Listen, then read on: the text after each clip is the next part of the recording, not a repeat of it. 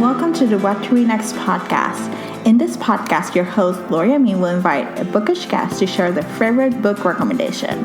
If you share a passion for books and always looking for your next read, then join us. Welcome to What to Read Next podcast. Today's bookish guest is Gita from Now Booking on Instagram. Hi, Gita. Hi, Laura. How goes? Good. Tell us a little bit about yourself. Well, like you said, my name is Gita, and I'm on Instagram as at Now Booking. I'm a lifelong book lover. It's pretty much my main hobby, which is, happy for me. But, I guess from the outside, it looks like, why doesn't she have any other hobbies? I'm Nigerian, and I just love romance. It's my favorite thing. By day, I work in producing soap operas about development issues. Mostly right now I'm working on anti-terrorism soap operas, so imagine that. But by night, I decompress by reading all genres of romance. So that's me basically in a nutshell. Oh my God, that's amazing. I have to admit, it's an amazing, my main hobby is reading, I'll be honest. I don't watch that much TV. I'm like, I just read romance, so I love it. And I love that, by day you do that, you have a heavy job, but then by night you actually can decompress and just pick a romance novel that allows you to just decompress. That's my favorite thing. Yeah. That's amazing. So today we're chatting all things romance. Surprise, surprise. So you're a romance reader. What made you start to read this genre? When did you start reading this genre? Oh my God. So there's a story. So I would say my relationship with romance is kind of like enemies to lovers. Okay. And this is what happened. When I was in the second grade, I had a teacher, let's call her Miss E. Okay. And she was basically the Miss Trunchbull of teachers. Ooh. In second grade. I was 7 years old. And she would, for the smallest things, she would punish us. And her punishment was stand up and put your hands above your head, your two hands above your head. So if you don't know what that's like, I dare anyone who's listening, just stand up and just raise your hands completely straight, completely vertically above your head for 5 minutes. But she would keep us there for 20 minutes, and then she would recline in her seat and read romance novels. I'm talking about the most inappropriate for a second grade classroom romance, like Fabio on the cover and chests out and bosoms. And I just looked at those books and I was like, I hate those books. Whatever it is she's reading, that's what makes her so mean. So I just had a very I never read romance situation. And then when I was about 12, my cousin who moved to my town to go to college, and so she was living with us for a bit till she could sort out her university housing, and she brought lots of romance with her because she was a huge romance fan. I remember she brought a book called Loving Evangeline. Mm-hmm. By Linda Howard, and it's a tech-based romance, except it's from the 90s, so tech-based, But anyway, she brought that, and she also brought lots of vintage Betty Neals, who I love dearly. She's the queen of vintage medical romance, and then she also had a lot of Harlequin temptations. And I just remember being 12 and sneaking her books and be like, oh my God, this is amazing. I completely get why my teacher didn't want to teach us anything. Yeah. So that's kind of how I got into it, and how I got into romance, I guess. Yeah. I love it. I love childhood stories where you just you don't think you like it, but then you like it and you're like, oh my gosh, it's a whole new world that opens up. So that's amazing. Yeah. How old were you when you started reading romance? So it was recently. So it was in 2016. So I was always a reader. I read a high school, basically, since I was middle grade to high school, I read Sweet Valley High, Babysitter's Club, and all those 90s books. And then I went to college and went to grad school. And I didn't read much, and I moved to New York, and I was reading a lot of chick lit, a lot of women's fiction. So Emily Giffin, Jennifer Weiner, and all of those authors. And then I did not read a lot until 2016. I had a guest coming into a different podcast that I had at the time, and she was talking about adult reading, and she was giving us a recommendation. And I was like, oh, that sounds fun.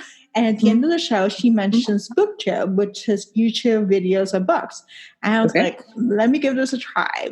So I started reading YA fantasy because most of YouTube is YA fantasy. Yeah, but that's then true. I discovered there was like a few videos about new adult, and I was like, that's kind of curious. You know, that's like grown up YA. So let me give this a try. And most new adult books are romance. So I was like, okay. So I went through all the recommendations. I read them all, and I was like, okay, I need more. So I started following, you know, romance like authors and just reading their backlist. Like I read Elle Kennedy, Erin Wood, Serena Bowen, like R.S. Gray, like all these authors. They were like, they had some new adult, and I was like, let me just read their backlist.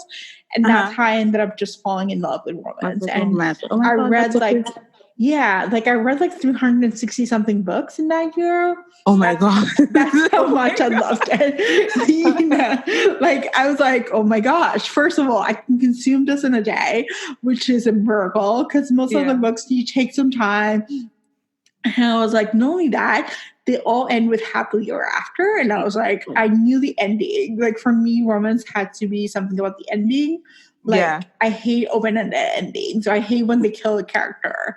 So romance did not have those. So I was like, these are perfect books for me. Completely feel you. I get what you're saying. So true. Yeah. Yeah, so I was just like, okay, so romance has been like the go-to genre. Like I dibble-dabble last year, and it was not a good reading year. So this year, I made a commitment just to read romance exclusively, and then just maybe sprinkle, you know, some thrillers and some literary fiction if I feel like it, but not feeling obligated for it. Yeah, so, yeah. Well, that's cool. That's awesome. So, what do you love about romance? Oh my gosh, there's like so much to love. You've mentioned some of the things, first of all, that like the happily ever after is there. I love like this world is so cold and hard sometimes, honestly speaking. You just need sometimes an optimistic ending. You just want some optimism. And I love that romance is that. I love that like the pursuit of happiness is like the main goal of the book. I love that love is celebrated. I love that like the women are lead characters and it's not like they're just like throwaways like they are in many other books. I like that it's okay for them to be looking for their happiness and for their pleasure and for their interest.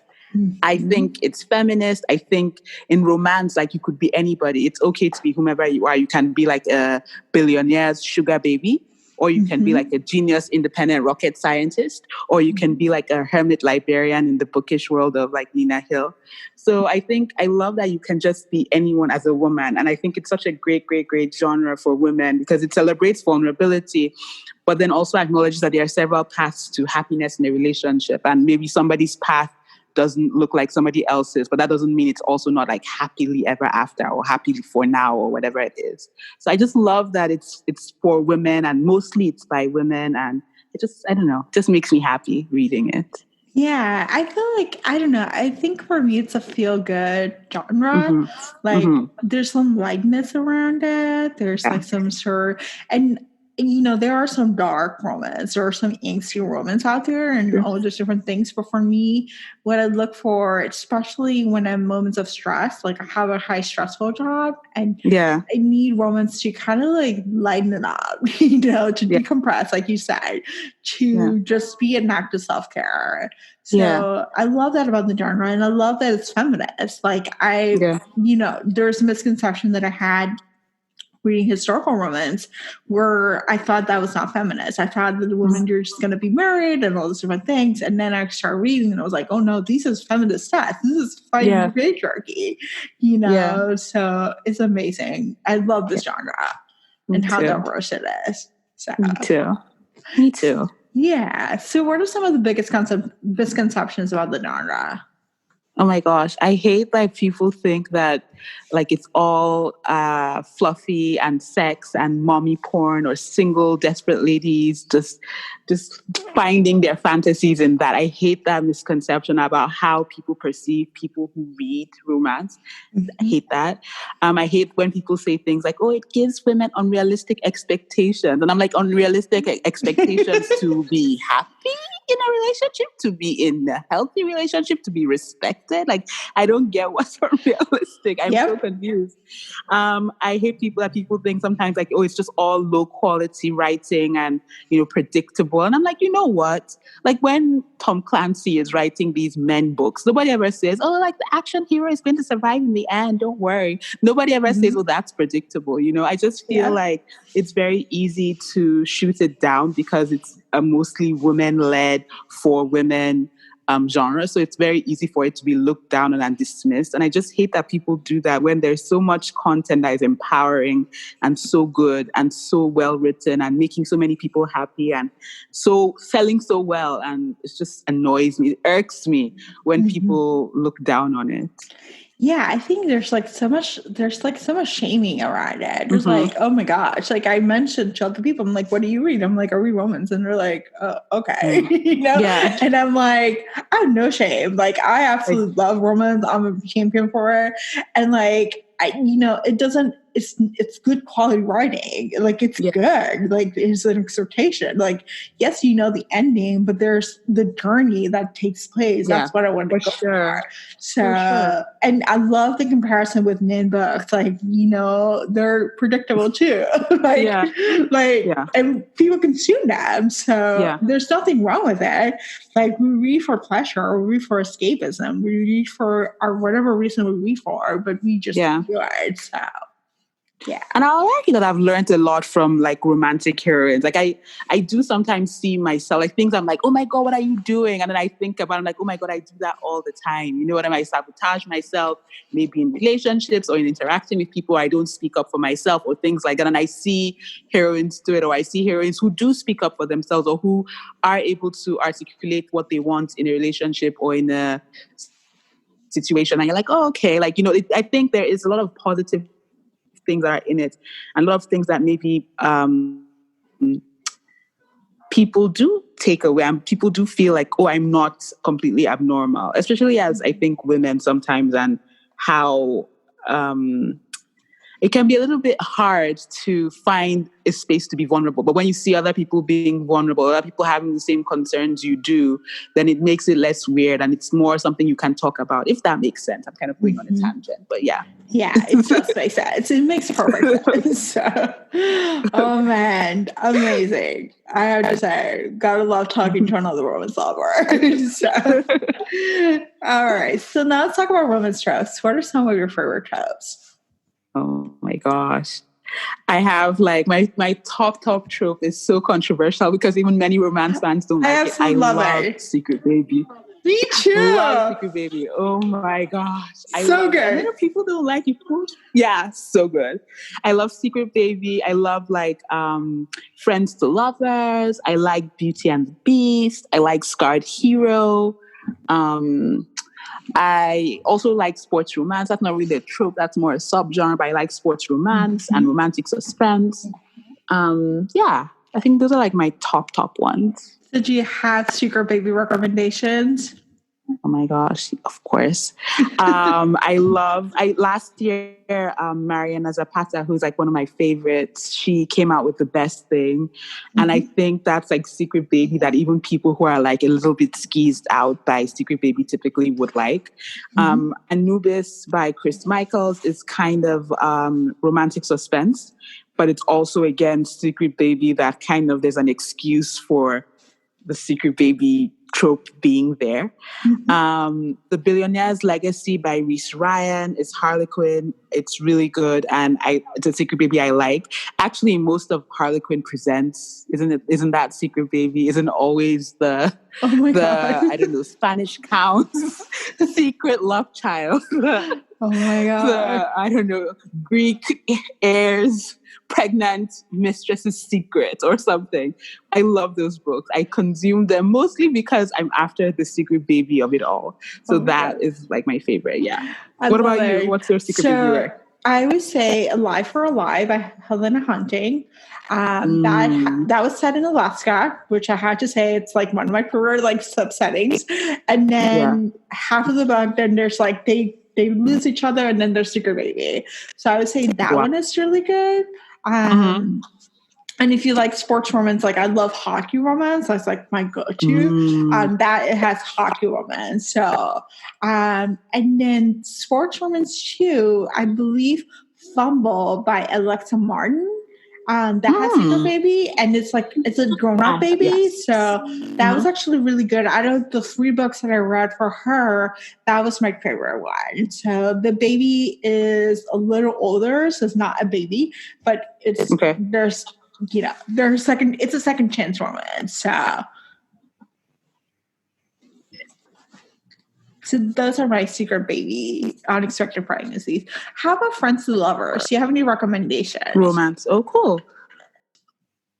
Friends to Lovers. I really like Penny Reid's series Knitting in the City. The second book in that series, Friends Without Benefits, I think it's called, by Penny Reid. That's really good. I love Josh and Hazel's Guide to Not Dating by Christina Lauren. That's also really nice. Friends to Lovers romance. Painted Faces by L.H. Causeway is really, really cool and really, really different because the hero is kind of in an alternative lifestyle. So that is really, really also really fun and nice. And then Determining Possession by Christina C. Jones is sports romance and Friends to Lovers. And it's actually about 2 sportscasters who work together like on an, I guess, ESPN Sports Night, whatever that show is called, type show. So that's also really nice. That's really good. That's really cool. So I think for recommendations, I had The Play by Elle Kennedy, another hockey romance. It is actually my least favorite out of the series, but it's a really good. I actually like Elle Kennedy a lot. So I haven't read her. Yeah, I need to put on my. So if you haven't read Elle Kennedy, I would say The Deal is also Friends to Lovers. It's fake dating, so if you like that one too, that trope. The Deal is my favorite one out of the series. It's hockey romance that's set in a college. So that was actually really good. And then I had another book, and I forgot. Oh, The Guy on the Left or The Guy on the Right by Kate Stewart. It's one of those 2.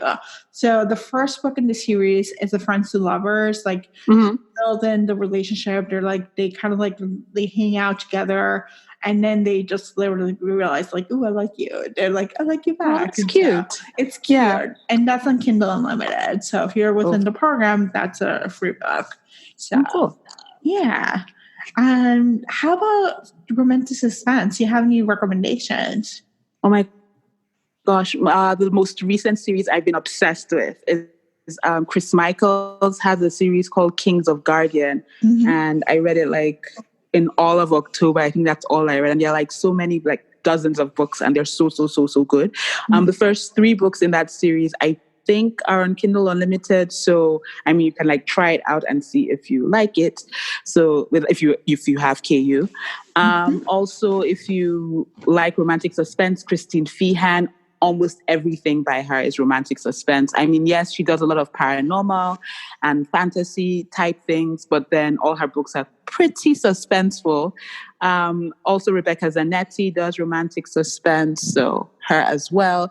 Julie Garwood has some that are romantic suspense as well. So yeah. Awesome. Those would be my top recommendations. Yeah, I think I haven't read much of this genre.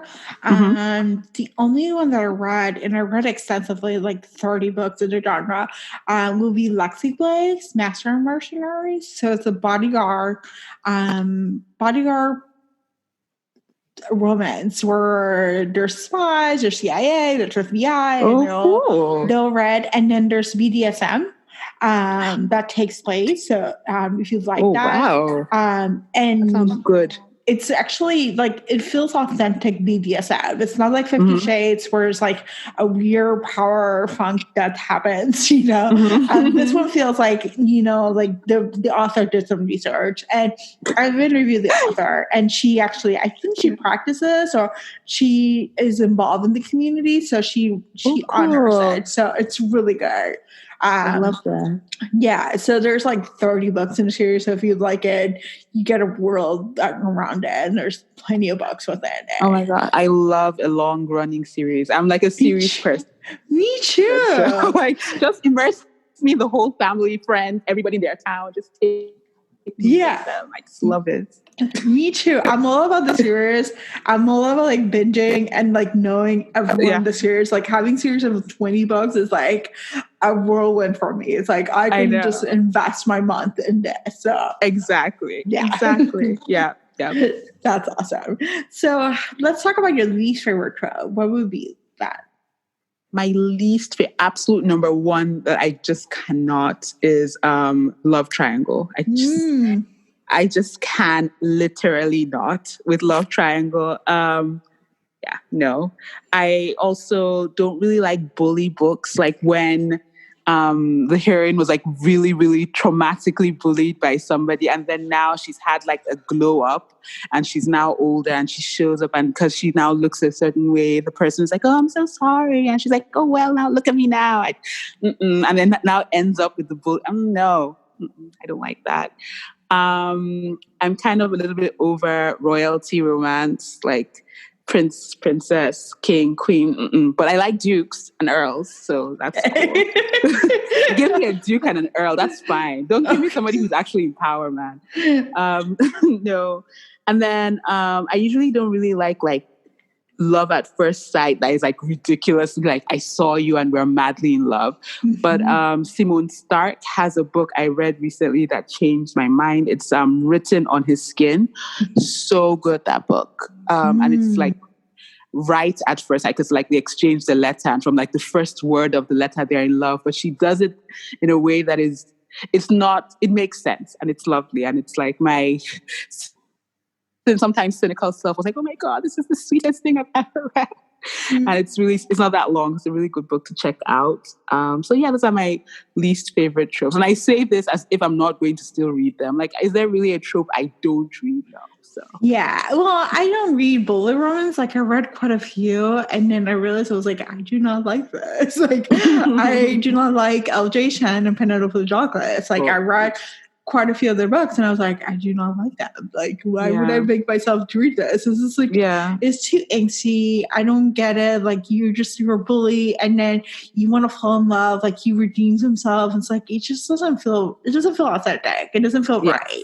So, like, you're once a bully, you're probably always a bully. Like, so that doesn't feel right. I do have a recommendation for an Earl book. So it's called This Earl of Mine by Kate Bateman. And it's a historical romance, and it's the first historical romance I read.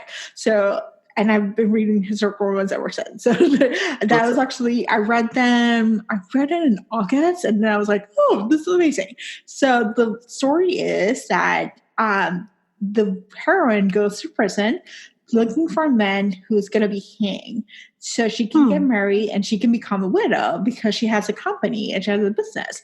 And so there were no men who were going to be killed the next day. So she had to settle for the next best thing. So she settles with this prisoner who it turns out that he agrees to marry her and everything. And then it turns out that he's a spy. And so he's not in prison for it. So a few days later, they're in a party. And then lo and behold, her husband shows up. And she's like, what is going on?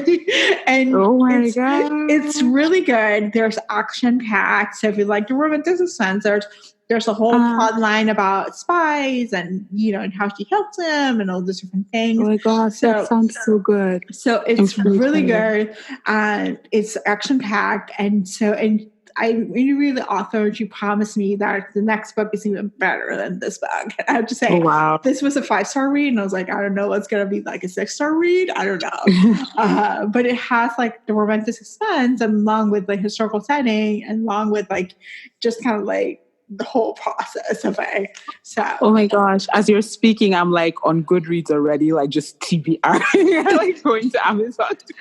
That's awesome. I love it. This is perfect. I love being a book pusher.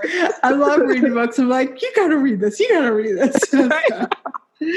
This is so I did not like historical romance, and how I ended up landing this book is because I emailed a few publicists when I was doing this podcast, and I was like, do you have any authors with upcoming books who might want to be a guest? And one of the publicists was like, I have this book. And I was like, okay, I was like, I don't read historical romance, but I think I'm going to give it a try. And it was like pleasantly surprised. I was like, what have I been doing? Like, I actually need to dive into this series and to this whole world. So I'm eagerly awaiting for book 2 and book 3. So, because it's a series that follows the friends. So, God bless. I love that. Yeah. So, you love diverse romance. What have been some of your favorite books this year? Oh my gosh, I read so many really good books, especially towards the end of last year. So, I really, really liked Pride, Prejudice, and Other Flavors by Sonali Dev. That was probably my favorite book of 2019 in any genre. It's so good. I really liked all of Alexandria House's books. She writes urban fiction. And I basically just consumed her entire backlist of 16 books, 4 or 5 different series in a month. Also, I read some really good Muslim romance last year that I think was really good. Love from A to Z by S.K. Ali. That was on Goodreads, short list of top YA romances. I think that was really, really, really, really nice. It has shades of, what's the book now? Why am I going into this when I'm not going to remember the name of the book? The book where, anyway, one of the kids in the book he's chronically sick. And he meets this girl, and they're both Muslim, and they're just trying to have a halal, kosher halal relationship. And it's really, really good. It's really, really well done. And also, Aisha at Last by Uzma Jalaluddin, beyond amazing. So good. I'm making everyone I know read it. My mom now has it. My brother now has it. I'm like, you have to read Aisha at Last. So that book. Christina C. Jones was also a favorite. And then from my country, Amaka Azie writes good Nigerian romance. If anybody's looking to know what Nigeria, contemporary Nigeria is like, and to read a Nigerian romance author, Amaka Azie is the person you want to check out. Okay, I'm definitely going to check her out for sure. What about you? So I would say I've been reading a lot of Latina romance because I'm from Puerto Rico. So I was like, I needed to do a better job about looking for my culture. And so I actually read The Worst Best Man by Mia Sosa. Cool. That actually has a Brazilian flavor. So the Brazilian family, food, culture, Brazilian whole works. And it's really good. Adriana Herrera has a lot of Afro-Caribbean, Latino influence.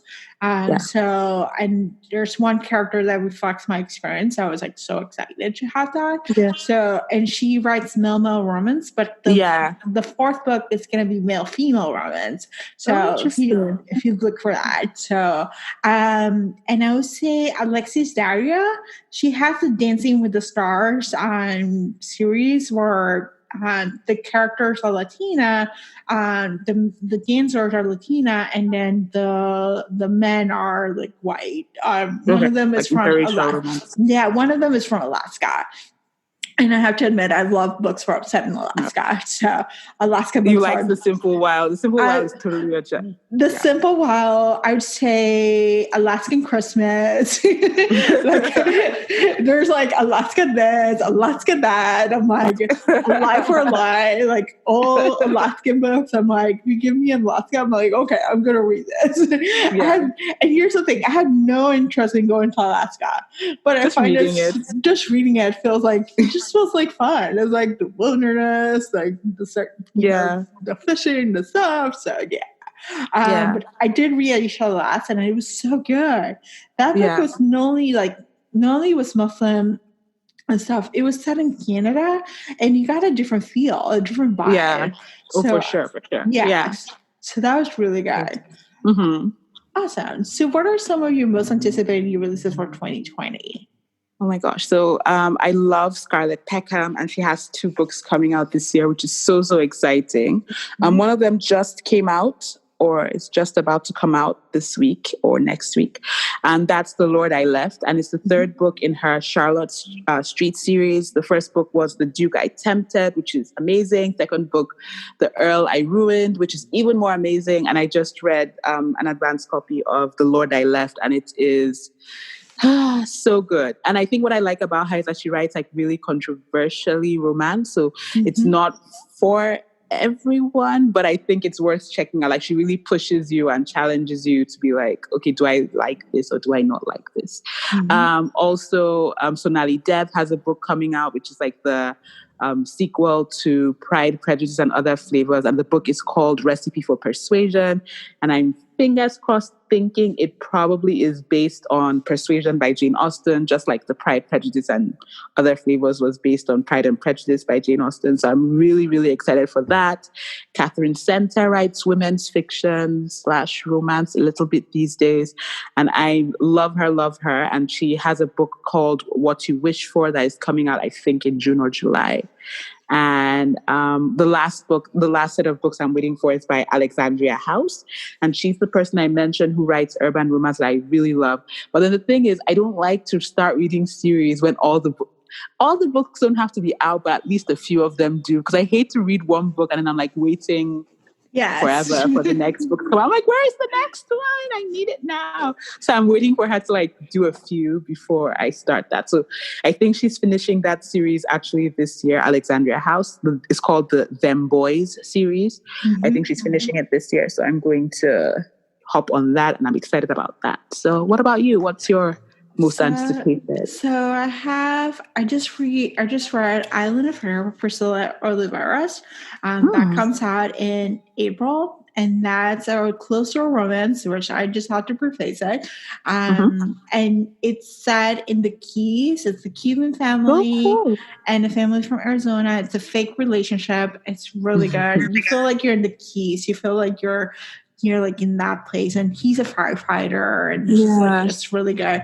And then I have You Had Me at Ola by Alexis Daria. That book comes out in June, and I'm eagerly awaiting for an arc. I'm like, please give me the arc. It's a telenovela. So if you love Latin culture, people watch soap operas like telenovelas, and so it's set in a telenovela setting. It's set to be enemies to lovers, if I remember correctly, with telenovela setting. So I'm like, I can't be it. I grew up with telenovela, so that would be like one of my books. So I'm eagerly awaiting for the book. Is this Scarlett Pagan wrote The Rakest? Yes, she's also doing The Rakest. Yes, that's coming out in April. Yeah. Yeah, I requested, so I'm waiting. I'm eagerly awaiting to see if I get an arc for that one because it looks so good. So yeah, I'm excited about The Rakest too. That's awesome. So, which your books have you read in the past few months that you recommend? Well, I already mentioned Pride, Prejudice, and Other Flavors, and I can't stop talking about that book. I love it so much. And Aisha at Last, I've mentioned that as well. I've been on like a Beverly Jenkins binge, and Beverly Jenkins writes American historical romance, but she writes about Black people in American historical romance, like usually Civil War era or like immediately post-Civil War era. And she does it in such a way that she tells such uncommon histories of America and things that you haven't necessarily heard of from American history, but like from people who are like minorities in America. So Black people, Native American history, early Hispanic history in America. And so it's really interesting, but it's romance.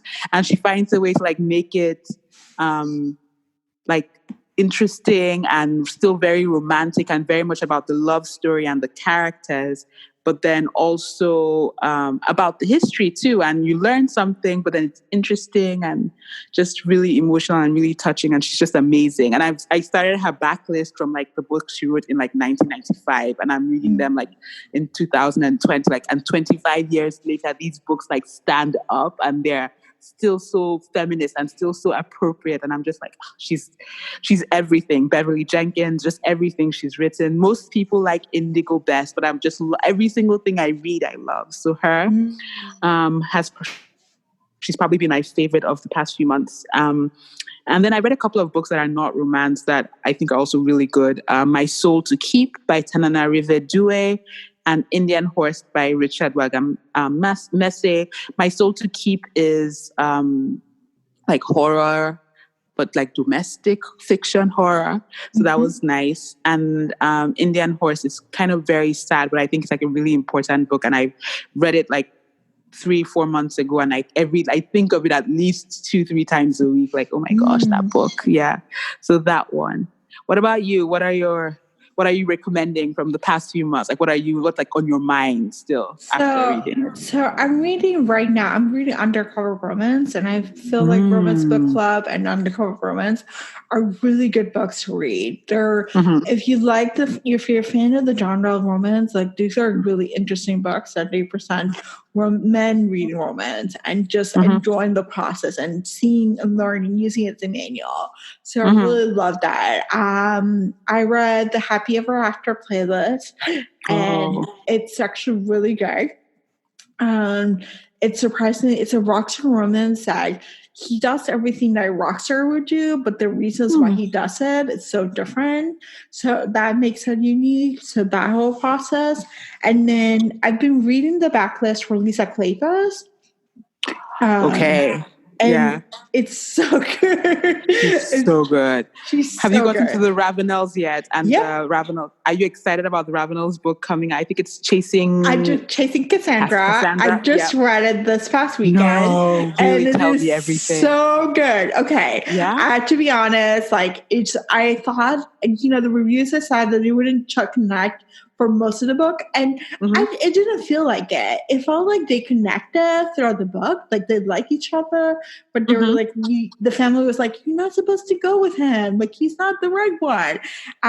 But it just reflected what I love about it. It reflected modern themes like Me Too, sexual harassment, into historical setting. Like there's events that happen, and you just like realize, like we're in 2020 and it's still happening. So it's really good. I'm so much more excited for it now because I've been waiting for Tom's book since. I'm just like, I'm so happy. And Tom is like such a lovable character. Yeah. Like he's so smart. He's like so lovable. Like he's like, I have a frozen heart. I only have 5 feelings. And I'm like, oh my God. I love people like that. I love when you're so excited. Yeah. Yeah. Like you only have like 5 feelings. And you're like, oh. Okay. And Cassandra's like such a sparkly, like vivacious, like, like really good person. Like, yeah, it was funny enough, like she was struggling with her weight, but it was not her who's struggling. It was everyone else struggling with her weight. Yeah. And it was like such a common, like it's such a common theme. Like, you think about it, like the diet culture, like you're supposed to be losing weight. And she's like, and Tom was like, I like you just like you are. And it was like so really good. So yeah. I'm so excited for it. That's so cool. Yeah. Pumped right now. Okay, cool. Chasing Cassandra is a must read. So yeah. Actually, some of the things you said, I'm like actually on my to be read list. You mentioned the Undercover Bromance, and I still have like very high on my list is the Bromance Book Club. And I have the book, I just haven't read it. Same thing you mentioned, Happily Ever After playlist, Friend Zone. Hi. Up again, have the book, just haven't read it. And so I'm really excited when you're saying that you really enjoyed these books recently. I'm like, oh my God, and that means I have something to look forward to. That's really cool. So the Friend Zone is heavy, it's good, it's sarcastic, it's witty, but it's a heavy subject matter, so just be prepared.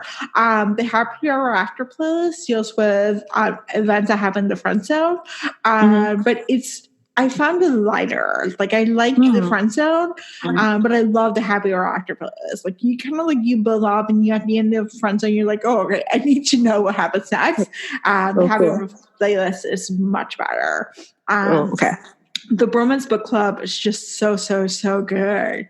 Like everybody said so. Everyone. So like it's like really high. Like after I read, they were like, I have to have this book. I got it, and I don't know. You're a romance reader. You buy these books, and you're just like.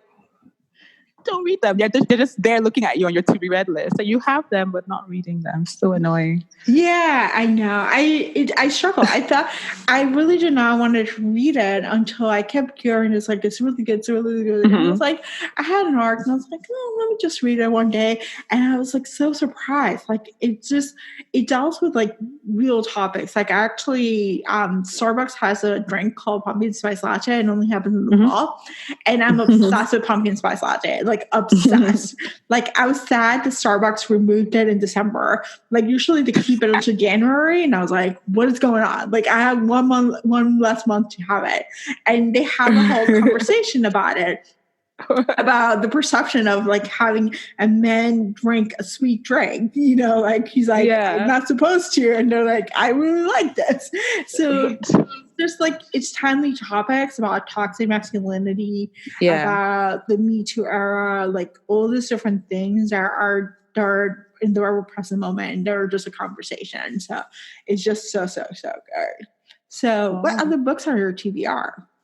I'm really excited to read The Boyfriend Project by Farah Roshan. Me too. Talia Hibbert's entire backlist. I've had her. I wanted to read her for like years, and then last year I started to read her, and I'm like, oh my god, I have to read everything from Talia Hibbert. She's really, really, really, really good at normalizing very important conversations that we need to have about like Me Too, about like body autonomy, about like consent, and still making it sexy and making it look normal, like not making it look awkward. So she does a really good job at that. So I really want to read everything she's written, and she has all sorts of things that she's done. So I'm really into that.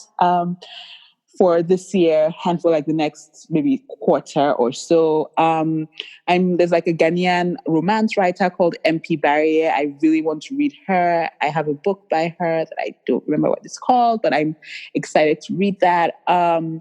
They're outside of romance, The Silent Patient. My friend Amanda, who's escaping a book on Instagram, she was reading this book and live reacting to it. And I was like, oh my God, I have to have this book. And I'm a scaredy cat, so I don't know exactly why I'm trying to read a thriller, but she sold it to me. And that's kind of one of the things I love about like the bookish community online, whether that's through podcasts or BookTube or Book Twitter or Bookstagram, and just how like you just get recommendations so many times and all the time, and you're just like, oh my God, I need to read so many different things. And it's exciting and overwhelming, and it's like the most supportive and beautiful community. So yeah, so those are the things from my TBR. And yeah, what about you? What's up? What are you planning on? So I started The Silent Patient. I did not finish. I have to admit, I put it down. I was reading a lot of thrillers, and then I was like, okay, I'm done with thrillers. I may pick it up again. But it's not that scary. So just an FYI, it's not that. Okay. It's not. There's no like crazy murder. It's like following you and stuff. The killer is not going to be after me in my sleep. Yeah, I agree with you about reading Talia Hibbert's entire backlist. First of all, I did not know that she's 24, which I feel is amazing. She is not 24. Are you kidding me? Yes, I saw it on Instagram. She posted, she's like, I just turned 24. And I was like, no way. I was like, you're amazing. And like, you're a genius. So I believe she is 24. I think so. Wow. But I have to admit, like I read A Girl Like Her, I think A Girl Like Her, and it was so good. And I was like, okay, I need to read the next books in the series. But I got caught up with Shiny Object series. So, but she's coming to the podcast this summer. Oh, is she? That's so cool. Yeah, I was like, I wanted to come for Get a Life program, but it just didn't work out. So I worked with the publicist and was like, can she come for the next book? She's like, yes. And I was like, even better. So I'm excited for Talia. So cool. reading her backlist will be so exciting. Oh gosh, I'm excited for that episode. That's going to be so cool. Yeah. And then just pretty much, whatever new author that pops in that just want to read her backlist, if she has if she or he has a series, I want to just dive into a series. Like, one of those like 20 books long series where you're just in it and you're kind of like not seeing the world out there. That's probably what I'm looking for this year. I love that you love that, because my brother is also a romance reader, but he hates series. He's like, why are they bringing in this person's random neighbor? I'm like, because the neighbor is kind of their friend. Like, why wouldn't they bring the neighbor in? Like, he's like, why are they bringing? I know. He doesn't get serious. He's like, well, I don't see the point. Like, they've done the main person, they've done the main person's brother, they've done the sister, they've done the mom, they've done the friend. Like, so okay, that's fine. I'm like, no, it's not fine. It's not fine. They do the entire office. They do the entire town. Give me 30 books in the series. So I feel you completely. Yeah, I'm all of the series. I think Virgin River, which is a Netflix show, has 20 books in the series. And a friend of mine was like, it's 20 books. And I was like, I should try to read that. I had to see. It depends. Because like, I like a series to have theme, to have happily ever after, and not to have a lot of conflict, like stupid conflicts, like miscommunication, like little things that are just stupid. And I'm like, I don't want that. So there's a certain formula that I'm looking for.